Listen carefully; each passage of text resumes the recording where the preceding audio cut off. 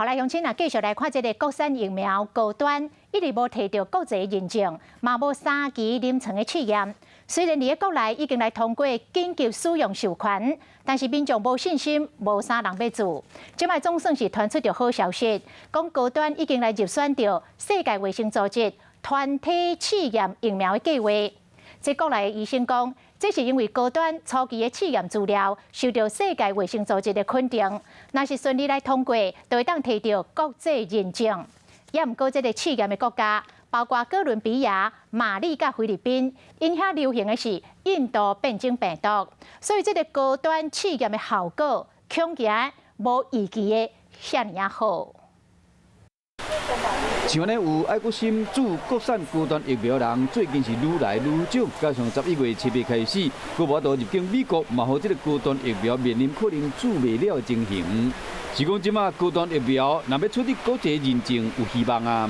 高端伫昨暝发布声明宣布讲，因为世卫公告，高端入选团体试验疫苗计划候选疫苗，将展开全世界第3期的临床试验，伫哥伦比亚、马里、菲律宾3个国家执行。另外一款嘛入选的是美国的 Inovio DNA 疫苗，即嘛好高端疫苗伫今日早起9点就开盘，就起9.5%到每个218块。差不多20个候选疫苗里面选出了2个疫苗去做试验，包括高端疫苗在内，这表示说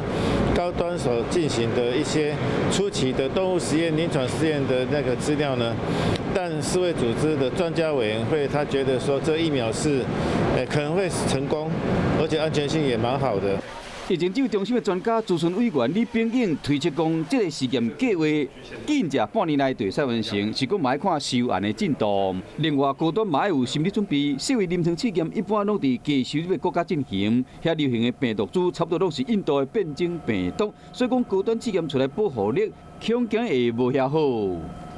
跟那个世卫组织沟通哈，因为变种病毒的出现，因为它是在低收入国家去做临床试验的话，那个保护效果可能会打折扣，可以预期它的保护效果不会像在美国啊、在欧洲